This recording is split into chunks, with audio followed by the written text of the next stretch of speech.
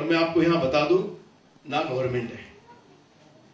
Up to 17 juvenile and justice act है, government facilities देती है, सेमी गवर्नमेंट ऑर्गेनाइजेशन काम करती है, लेकिन 18 साल के बाद जब बच्चा बाहर निकलता है कुछ नहीं है।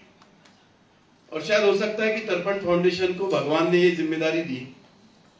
Now we are the only organisation in the nation, मैं जिम्मेदारी का साथ कहता हूं, हम 1 साल हो गए महाराष्ट्र के अंदर में काम कर रहे हैं और 2 महीने से हम सोच रहे थे कि देश में इस चीज को लेकर क्या हालत है। तो मैं आपको बता दूं कि देश में आने वाले 2 साल में 6,600 लड़के ऑर्फनेज से बाहर निकल रहे हैं, और देश में भी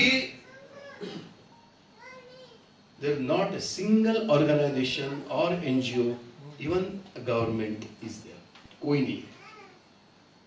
और तर्पण फाउंडेशन एक एनजीओ टीम अब ये सोच रही है कि हम देश में जाएं।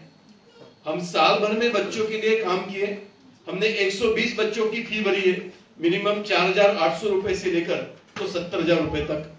हमने आर्ट ऑफ लिविंग से टाइप किया है संस्कार के विषय को लेकर। हमने पुणे की एक प्रतीत यश कंपनी है जो बच्चों की IQ EQ टेस्ट करती है, उनके साथ टाइप किया है।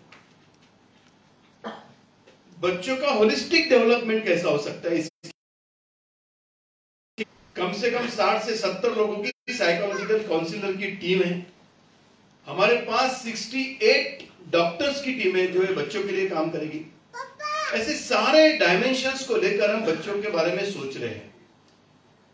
मैं तीनों भी प्रमुख अतिथियों को ऐसे सारे विषय को लेकर हम 3 दिन एक चिंतन करने वाले हैं, एक मंथन करने वाले हैं, कुछ पावर पॉइंट प्रेजेंटेशन देखेंगे, और उसके बाद हम परसों के दिन क्लियर कट विजन लेकर हम देश में ऑर्फन आफ्टर 18 के लिए काम करना चाहते हैं।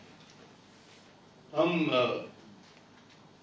तर्पण फाउंडेशन बहुत भाग्यवान खुद को समझते हैं कि आज के तीनों भी गेस्ट, मैं तर्पण फाउंडेशन के डायरेक्टर्स को बता दूं कि मैं हर वक्त कहते आया हूं कि ईश्वरी कार्य है, और हमारे पिताजी हमको हर वक्त कहते थे कि यदि संकल्प में पवित्रता है तो उसको सिद्धि जाने। तो मुझे सबको को आह्वान करता हूं कि ये दोनों का जोरदार तालियों से हम स्वागत करें।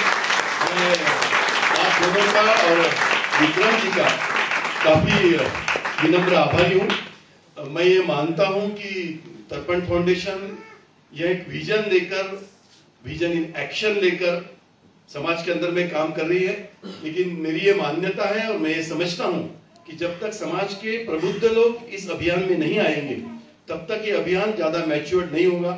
और आज दोनों भी अतिथि और तीसरे मेरे मित्र आज ऐसे हमें मिले हैं कि ये अभियान हम जो सोच रहे हैं ये बात को और वो परिपक्व बनाएंगे।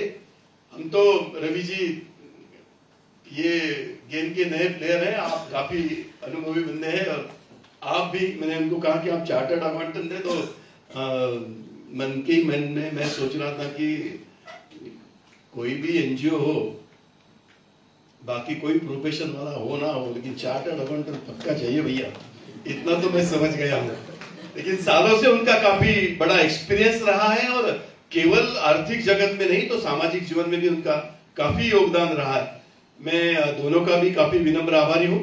और मैंने जिसका जिक्र किया था कि ऑर्फन आफ्टर 18 में हम नए प्लेयर हैं, हम नए प्लेयर हैं, लेकिन हम अकेले प्लेयर हैं, और इसलिए फासला बहुत बड़ा है, जर्नी काफी लंबी है।